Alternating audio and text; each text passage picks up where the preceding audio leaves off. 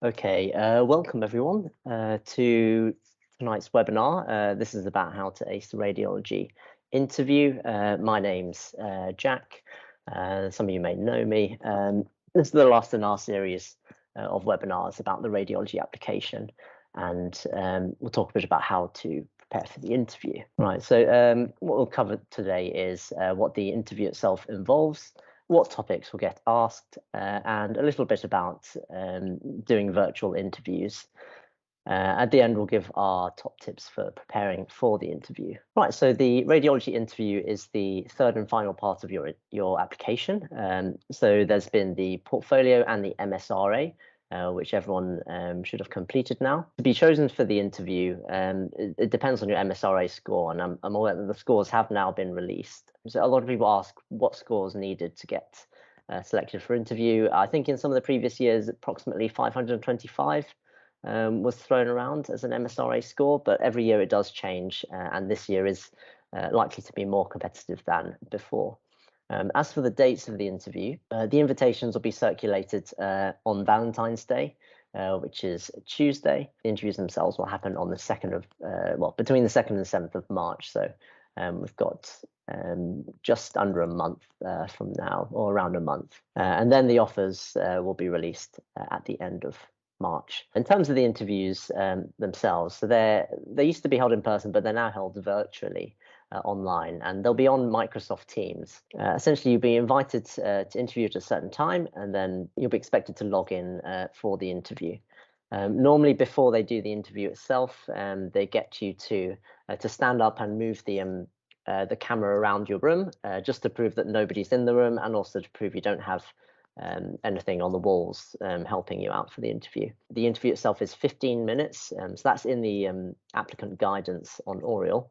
And during that 15 minutes, you're normally asked about 3 questions, so about 5 minutes per question. Sometimes they give you a bonus question at the end if you're running early. And then from that interview, you'll be allocated a score, which you won't be told at the time, of course. But that score, alongside your MSRA and your portfolio, forms your final score for your radiology application. And that's what is used to rank you against the other candidates. Moving on, so the next question people ask is, what can you actually be asked to interview? It's a really good question, and actually they've put a lot of it in the person specification. So if you Google person specification radiology, you'll find this PDF document which shows various criteria that they like applicants for radiology to have. And if you scroll down on the left-hand side in that table, you can see it says the criteria, and then on the right-hand side it says when is it evaluated. And essentially, whenever they say the interview or selection center, then that topic could potentially come up in the interview. So if you scroll down further in this document, you'll find that they talk about things like proving that you've had clinical experience in various acute medical or surgical environments in the unselected take. They also mention things like being involved in audits, being involved in research. So those are definitely things they could ask you about. So be prepared to talk about any projects you've been involved in. And also where they've mentioned having involvement in clinical or in acute clinical settings, you want to be ready to answer questions about times when you've been working, say, under stress, or where things have gone wrong, for example. There should be things that show the interviewers that you have been working actively in an NHS hospital in sort of acute environments. Next, some tips on the online interview etiquette itself. It's like an in-person interview, so make sure you dress smartly, and the difference is that you're having to do this in your home rather than going to an interview centre. So make sure you find a quiet room, so keep all of your flatmates out or partners out of the entire flat if you can. My personal advice is to increase your internet speed as well for the month that you have the interview. And the reason for that is, if you imagine you might have some lag on your end, the interviewers will also have lag on their end as well. Some of them might be using things like NHS Wi-Fi, but you don't want to be the reason why they can't hear you, for example. So if your internet's slow, then it's possible it will lag or skip through things you say. And I have heard of people failing interviews that way. So just boost your internet for a month. The next bit is to set up the camera. So you can see I've got the camera here from my laptop. I recommend raising the laptop up a little bit so that you can so you can look eye to eye almost, otherwise you're just looking up someone's nostrils. And then another tip that they give you, they say it's recommended for the interview or even required, is to use some earphones. And the reason for that is that you sound a lot clearer when the microphone's closer to your mouth. So just there while I was talking into it. And the last thing to do with virtual interviews is to test your setup in practice. So when you're practicing with your friends, etc., you want to make sure that your Microsoft Teams works. You don't want to turn up to your interview and find out that Teams wants to update itself during the interview. So make sure you've got everything ready beforehand. And then we'll just move on to some of our top tips. So I mean, I guess an obvious one is to start early. And this is about as early as you can start. So even if you don't know whether you've got the interview offer yet, I would just start preparing now, because there's quite a lot of content to cover. And the way to do it is well, mainly to practice, which goes a bit without saying. If you have any radiology registrars you can practice with them, often because they've done the interview before and they'll have prepared before, so you can get some good tips. You can also practice with people at work, so your colleagues, your friends, your family. If you want to get a bit of extra practice but no one's around, you can always practice yourself. So when I practiced for some of my interviews, like my surgical interviews, outside of times when I was practicing with people, I would basically set up my computer like this, and I would record myself answering questions. After that, I would then be able to watch the questions, watch my answers back, and sort of give myself feedback. It also gets you used to talking to a camera. Be careful though that you don't over rehearse your answers, especially common questions like sort of saying why you want to do radiology. You don't want to sound like a robot or sound like you're bored. The other thing that I would recommend is we are setting up this interview course for next Saturday. That's the 18th. It'll be all day, and the registration is open. The link is on our website. Personally, I think courses are really useful for interviews, because what you want is that experience of someone asking you questions and giving you live feedback. And for this course, the structure of it is essentially workshops in the morning, and then in the afternoon, we're just doing back-to-back mock interviews, one-to-one. We've got some great interviewers as well. A few people who came in the top 10 for their radiology application.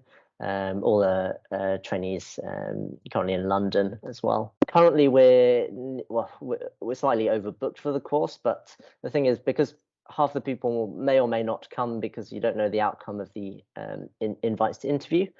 So I would recommend registering, and that gets you on the waiting list, even if you can't book onto the course. So if people drop out, then we can offer you a place. The other side of things is, aside from practicing, you need to have a reference resource that you can go to. So for example, it would have example answers to questions, or a list of topics that you should prepare for, or give you some information about common things, like questions about, say, commitment to the specialty or knowledge about radiology as a specialty. One of the resources that we're releasing is essentially an online course with videos that were recorded, a bit like lectures, but also with lots of examples of us answering questions. And that means that when you're practicing, you have something to compare against, so that you can have your practice and then look at the answers that we give. We also give explanations as well in the course. So that's being released very shortly, possibly next week even, which should give you enough time to use it to guide your practice. The link for that will be on the website, or if you sign up to the mailing list, we'll let you know as soon as it's open. The other tip that we had is to essentially relate everything to your own examples. So when they ask you questions, you don't want to tell them about radiology as a specialty, say, because often they know that. What you want to do is you want to be giving your own examples to show what you've actually done to prove that you're, say, committed to radiology, for example. So make sure you fill everything with examples. And the last tip that I had was essentially to be really enthusiastic, because if you imagine they're interviewing 20 odd people in a session, if you end up being the last person in the session, you'll be saying probably a lot of similar things to the previous candidates. So to keep the interviewers awake, it does make a huge impression if you are enthusiastic for the interview.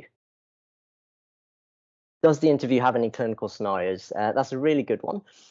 So if by clinical scenarios you mean how do you deal with an unwell patient, usually they don't ask this in radiology, because it's not something that radiology trainees deal with that often. Perhaps if you do interventional radiology, but arguably if you're doing IR and the patient's unwell, they typically come with an anaesthetist or someone. So normally the interviews will focus on things like your commitment to radiology, whether you know about radiology as a specialty. The only thing they could ask about that's clinical would be dealing with, say, like an ethical or a management scenario. So that's something that was new a couple of years ago. So it took most people by surprise because they didn't used to ask ethical things. So it could be, for example, say if a doctor treats you badly or bullies you, or there's a patient that shouts something offensive at you. Those sorts of situations. They weren't previously tested, but now they are being tested more. So that's something that we're focusing on a lot as well in our interview course, and also in the online webinars we're doing. Quite a bit of coaching on that side of things too. And trying to think of the other things. Just be prepared to talk about your portfolio as well.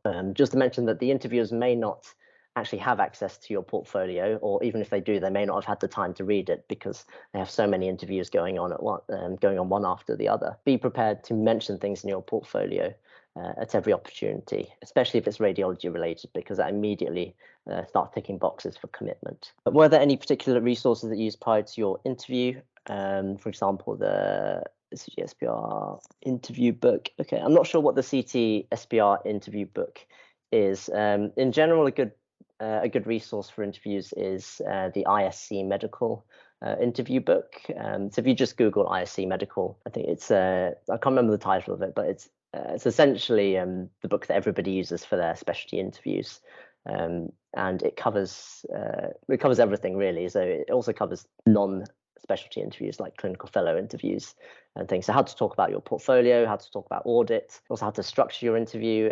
These are also things that we're covering in our courses. So both the online, the sort of pre-recorded course as well as the live course. But keep it brief. You want to keep your interview, you want to make your answers quite structured. So even if they ask you a question that you're not expecting, which is completely possible they may, you're not phased because you have a sort of a framework that you can go through to answer. A few of those structures that are commonly used are, for example, STAR or SPIES or CAMP. They're all acronyms for different things. Unfortunately, we don't have any slides on those. But in terms of resources, well, obviously I'd recommend our courses because we're going to go into a lot of detail about how to answer those sorts of questions. But the IC Medical book is also good too. So this is another question. I've heard there's an anything else you'd like to add section. If it does happen, anything else to mention apart from main portfolio or commitment stuff? So that's a really good question.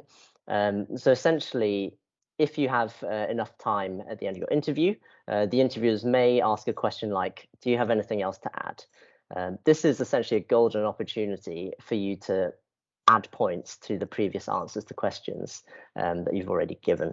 So for example, you could talk a bit more about your portfolio. Say if you ran out of time on a question, or you forgot to mention something in your commitment to radiology question, you could say that you wanted to just mention that, say you'd done a radiology themed audit, tell them how you did the audit, and then to further your interest, you say did a publication in radiology with some of the consultants. So it's a really good question if it does happen, because it means you can add to things. Sometimes they can ask you things like, do you have any questions for us? That's a bit of a risky one, I would say, because if you say something really weird, you can only really reduce your marks. So unless you have something that's a very short question, don't ask something that you could easily find out yourself.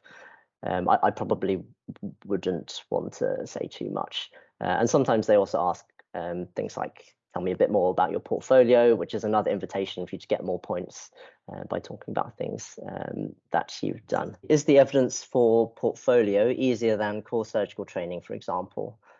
There's been some issues this year. So I assume this question means the evidence upload for portfolio, or how strict they are about the quality of evidence that you get. Oh, upload, yes. Okay, so I obviously don't know because that's sort of up to the upload system they use. From memory, they usually use an external system. So Oriel will email you saying that the portfolio upload portal has opened. And then you'll get it, and you'll have a link with a sort of login for that. And then when you're on there, you upload everything onto that sort of system, and then that's it. And from memory, you don't I think you save everything. You don't have a submit button, which feels really weird because you essentially just save what you've uploaded, and you leave it there.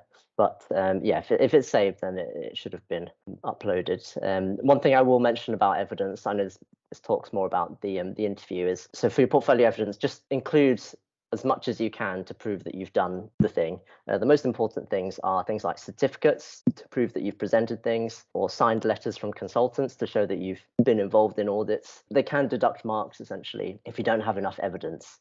And I have heard of it being done. I heard of someone who went to America to do an oral presentation internationally, and they didn't bring enough evidence, pretty much. So they basically had lots of marks taken off, which was heartbreaking for them. So make sure you have as much as you can. Say if you did a presentation, include the presentation in your upload as well as the certificate. If you've done an audit, include a sort of audit summary or a PowerPoint and the certificate. If you've done some teaching, include a summary of the feedback, include the sort of teaching outline or what you covered in the teaching, as well as consultant signature. So for the evidence, it's really important to get that stuff in, and get that stuff in early as well, because it takes time for people to reply to things.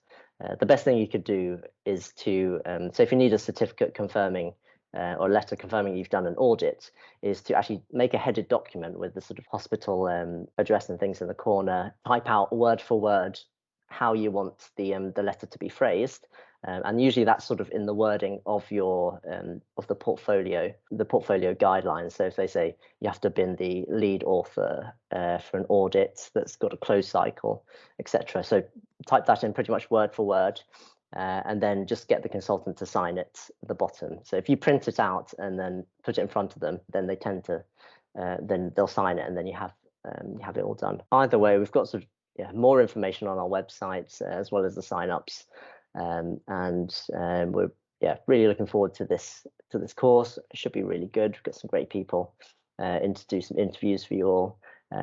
So it should be a really great experience, and it's not long till the interviews, so it's a final push, and then that's it really. See where things go.